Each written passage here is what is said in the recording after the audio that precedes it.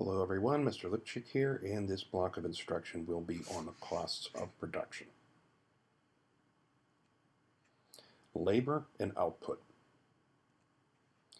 In deciding what is the best quantity of a good to produce in order to maximize profit, labor, or the number of people working in a business, is very important.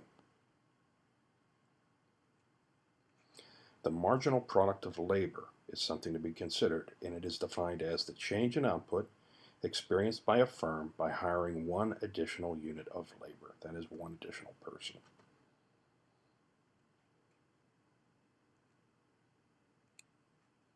When new additional workers are first hired, the firm usually experiences increasing marginal returns.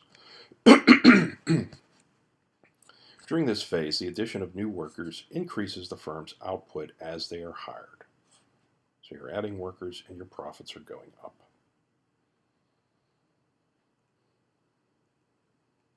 If the firm continues to hire new workers, it will eventually experience decreasing marginal returns.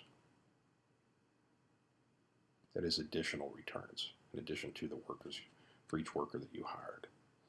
During this phase, the addition of more workers lessens the firm's productive capacity. Workers start to get in each other's way and become less productive.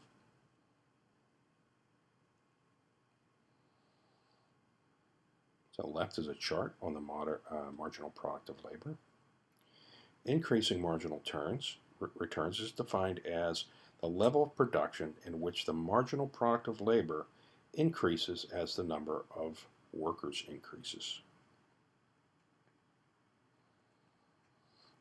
And diminishing marginal returns is the level of production in which the marginal product of labor decreases as the number of workers increases. So to be clear, in the diminishing marginal returns phase, you're still making additional profits, but you're making less and less of them. Okay. Here, if you look at the number of workers, is number 3 here. The third laborer you add, your marginal product of labor is 7, and then it starts a steady decline. But as long as your marginal product is going up, you're probably going to be adding, or as long as you're making, getting additional returns, you're going to have to take that into consideration when you make your hiring decisions.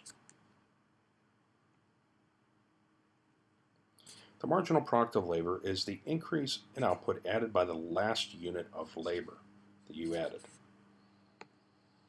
At first, the marginal product of labor usually increases, but after a certain number of workers begins to decrease. This is called the period of diminishing marginal returns. Keep in mind that only the number of workers is increasing, not the other factors of production. So everything else is being held constant, as in our earlier examples. Eventually, the marginal product of labor will even become negative. Too many workers will begin to get in each other's way and slow the production process.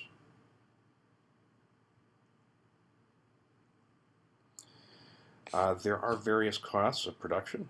In addition to labor costs, there are fixed costs. Labor cost is a variable cost that you can alter. Fixed costs are costs that do not change no matter how much of a good is produced. These include rent, repairs on equipment, salaries of people who run the business, that's administration, taxes, insurance, and other expenses. The business must continue to pay these even when production is low or stops altogether.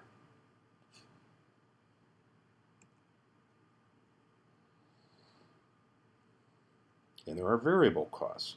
These are costs that rise or fall depending on how much is produced. This includes raw materials, labor, electricity, heat, and other things. The more of these things that are used to produce more items, the greater the cost of production.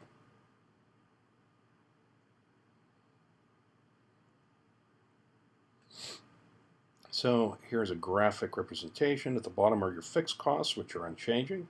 And on the top layer, you have your variable costs, which are subject to change as you make more units or less units. So the total cost is the fixed costs plus the variable cost. The marginal cost is the cost of producing one more unit of a good. At first, the marginal cost of producing additional goods may decrease by adding more workers. As the production experiences the benefits of increasing marginal returns due to the specialization of labor that is achieved when you add more people. With all factors remaining the same, the marginal cost of producing additional goods will begin to rise, reflecting a diminishing marginal product of labor. So the marginal product of labor begins to diminish after the bottom of the curve. And it is up to the business to determine what is the appropriate output. How do we maximize our profits? So a business will seek to set its output level where it will provide the maximum possible profits. Profit is the total revenue business takes in minus its total costs. It's not the gross. The gross amount is the total revenue by itself. So, the relationship between marginal cost and marginal revenue will determine the best level of output. Marginal revenue is the additional income from selling one more unit of a good. Sometimes it is equal to the market price.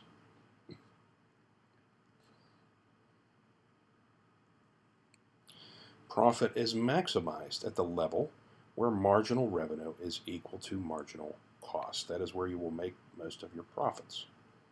Okay, so even though your costs are rising because of the diminishing marginal product of labor, you want to continue to add labor until your marginal revenue is equal to your marginal costs. And at this point, your profit is maximized. So determining output. Marginal costs, if marginal costs begin to exceed marginal revenue, profits begin to fall.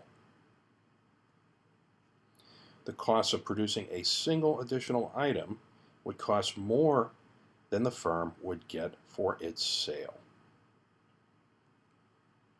The firm is still making an overall profit, but less with each additional item.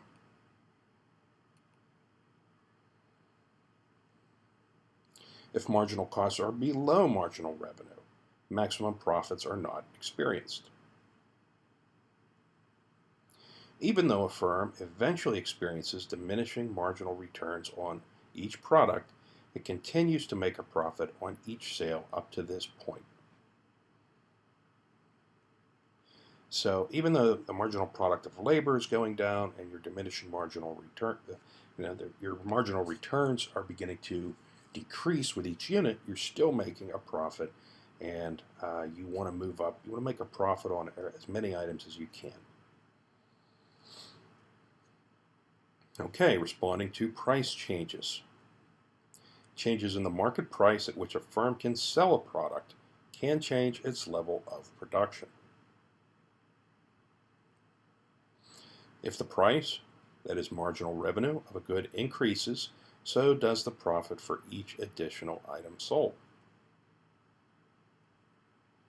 Market price is often considered the point at which marginal costs are equal to marginal revenues.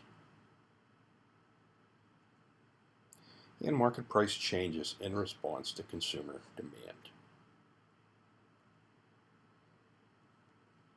A firm will then increase its production to a level where the marginal costs again reach the marginal revenue of good on each good. So as the price goes up, they're going to, pump up their production.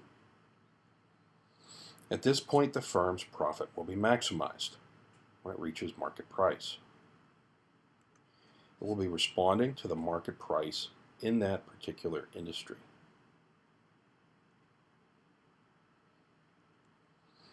Drops in price will have similar effects in the opposite direction, with firms producing fewer goods until marginal costs equal marginal revenues. This can happen for a number of reasons, including drops in consumer demand. Shutting down operations. So at what point, if business is bad, market prices are low, at what point do you shut down operations? This is not as clear cut as you might think. You have to consider operating costs. Operating costs are the costs of operating a facility, such as a store or a factory.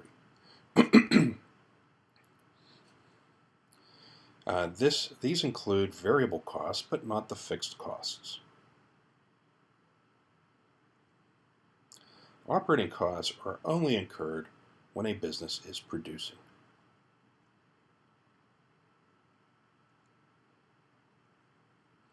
If a business with a large facility, such as a factory, is losing money, it must decide what is the best time to shut down operations. If profits are greater than variable costs, it will stay in production as it is still making money. It may still stay in business, however, even if it is losing money, as it may lose more money sitting idle because of the fixed costs of the plant and its desire to lose less money. Okay, that was our presentation on costs of production. Thank you for viewing, and I look forward to seeing you in the live lesson. Have a great day.